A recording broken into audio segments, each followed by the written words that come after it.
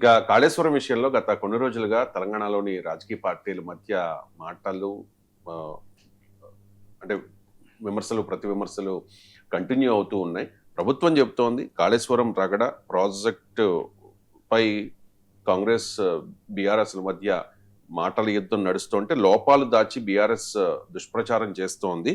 బ్యారేజీల పునాదుల్లో లోపాలున్నట్లు NDSA చెప్పింది అని చెప్పి ఆ, ఉత్తమ్ కుమార్ రెడ్డి అంటూ ఉన్నారు. ఇక హరీష్ రావు అయితే ఒక సవాల్ విసురుతూ ఉన్నారు. 3 నెలల పాటు మాకు అంటే తనకు నీటిపారుదల శాఖ మంత్రిగా అవకాశం ఇస్తే అంతా సెట్ చేసి పెడతాను అని చెప్పేసి.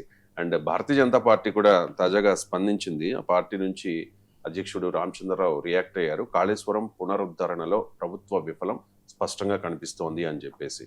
ఏంటి సార్ అసలు కాళేశ్వరంపై రచ్చ ఎందుకు? ఎవరి వాదనలలో ఎంత నిజం? ఎవరి వాదనలు ఎంత నిజం దానికి నేను సివిల్ ఇంజనీరింగ్ ఎక్స్పర్ట్ కాదు. అది సివిల్ ఇంజనీర్లు మాత్రమే చెప్పాలి. అన్నిట్లో మనమే దూరి ఇప్పుడు ఆడ కాళేశ్వరం ఇలా చేయమని నేను చెప్పలేదు. రికమెండేషన్ నాగేశ్వర్ కాదు ఇవ్వాల్సింది. అంటే ఇప్పుడు ఏంటి, గేట్లు మూసేసి వాటర్ స్టోర్ చేసి పంపు చేయడము మా పరిష్కారం అని ఒక వాదన.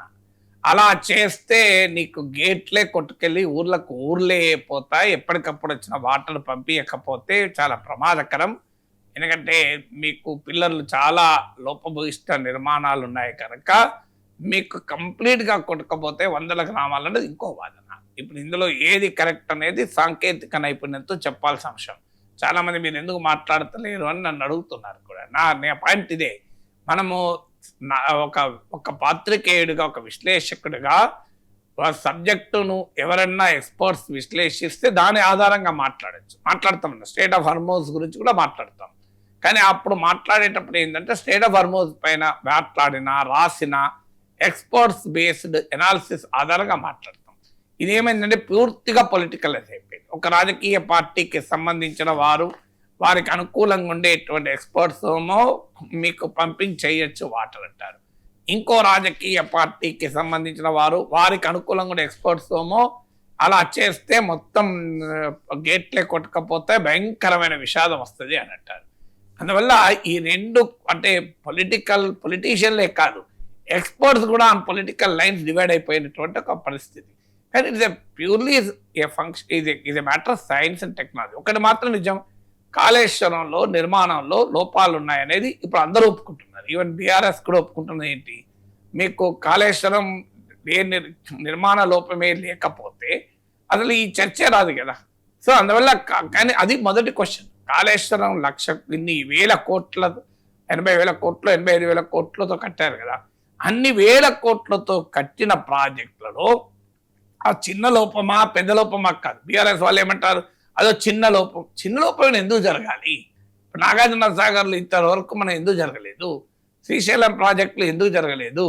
బాక్రానంగల్ ప్రాజెక్టులు ఎందుకు జరగలేదు? మీకు ఇక్కడ శ్రీరామ్ సాగర్ ప్రాజెక్టులో లేదు కదా, తెలంగాణలో ఉన్న ప్రాజెక్టు కదా. మరి నాగార్జున సాగర్ నిర్మించి దశాబ్దాలు అయిపోయిన నెహ్రూ కాలంలో పునాదులు వేస్తే ఇప్పటి వరకు ఇది కూలింది, ఇది కుంగింది అని విన్నామా మనం? మరి శ్రీశైలం ప్రాజెక్టులో విన్నామా మనం? మరి ఇక్కడ కాళేశ్వరం ప్రాజెక్టులను ఎందుకు వింటున్నామంటే నాసిరక నిర్మాణాలు జరిగాయి అనేది క్లియర్. దానికి ఎవరు అకౌంటబిలిటీ ఉండాలి కదా. మరి ఎందుకు జరిగాయి? తర్వాత మెయింటెనెన్స్ కూడా చేయాల్సిన సమయంలో చేయలేదు అని కూడా ఆరోపణలు ఉన్నాయి. రీడిజైన్లో లోపాలు ఉన్నాయని ఆరోపణలు ఉన్నాయి. దీనిపైన నేషనల్ డ్యామ్ సేఫ్టీ అథారిటీ వాళ్ళు కూడా రిపోర్ట్ ఇచ్చారు. దీనికి ఎక్కడో ఒక చోట క్లోజర్ కావాలని మాత్రమే నేను చెప్పగలను. నేను చెప్పేది, కరీంనగర్ జిల్లా నుంచి ఒక రైతు నాతో మాట్లాడాడు. ఆయన మాట చెప్పాడు, సార్ ఈ కాళేశ్వరంలో అవినీతి జరిగిందా లేదా, కట్టడం సరి కట్టినరా లేదా మాకు తెలియదు సార్, కానీ మాకు మాత్రం నీళ్లు రావాలి సార్ అన్నారు అని ఒక ఉదాహరణ చెప్పాడు. ఒక నాగలి పట్టుకొని మేము రైతు దున్నుతూ ఉంటాడు, తాడు తెగుతుంది. తాడు తెగితే రైతు ఏం చేస్తాడు, వెంటనే ఇంకో తాడు తెప్పించి కట్టి దున్నుతాడు. కానీ ఈ తాడు నాసిరకం తాడు, ఈ తాడు తయారు చేసిన వాడు ఎన్ని డబ్బులు తిన్నాడు, ఈ తాడు ఇలా నాసిరకం తయారు చేయడంలో కుట్ర ఏముంది, తాడు నాసిరకంగా ఉంది అని ఇతరులు హెచ్చరించినా దాన్ని ఎందుకు మార్చలేదు, తాడు నాసిరకము ఉన్నది అని అర్థమవుతున్నా ఎందుకు ఇగ్నోర్ చేశారు, ఇవన్నీ చర్చించుకుంటూ కూర్చుంటే దున్నటోడు ఎవరు సార్? ఆ తాడు తీసేసి కొత్త తాడు కట్టుకొని దున్నుతాం. నాసిరకం తాడు అని డిస్కషన్ చేసుకుంటూ కూర్చోం కదా సార్ అన్నాడు. అంటే ఏంటి, ప్రాజెక్టులో నాణ్యతతో కట్టారా, లోపభూయిష్టంగా ఉందా, వేల కోట్ల అవినీతి జరిగిందా, ఇవన్నీ ఒక ఎత్తు అయితే కాళేశ్వరంలో నీళ్లు ఉపయోగపడాలన్నది ఇంకో ఎత్తు.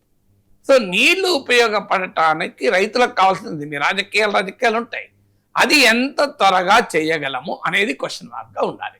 సో అది ఎంత త్వరగా చేయకపోతే ఈ పాలిటిక్స్ వల్ల రైతుల పంటలకు ఇప్పుడు ఈ సీజన్లో అయితే భారీగా వర్షాభావ పరిస్థితులు దేశం మొత్తం మీద. జూన్లో 40% ఎఫిషియెంట్ రెయిన్ఫాల్, జూలైలో కురిసిన వర్షాల వల్ల 17-20% పడిపోయినాయి.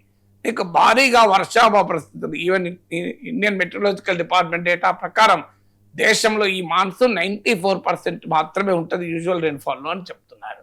అందువల్ల వాటర్ ఈజ్ ప్రెషియస్ గనక వేల కోట్లు, అది రైటా రాంగా, తప్పు నిర్మాణమా, తుమ్మిడి హట్లో కట్టాల్సి ఉండనా లేకుంటే మేడిగడ్డలో కట్టడమా, ఈ డిబేట్ ఒక ఎత్తు అయితే ఇమీడియట్ గా పెట్టిన డబ్బు ఎంతో కొంత ఉపయోగపడాలి.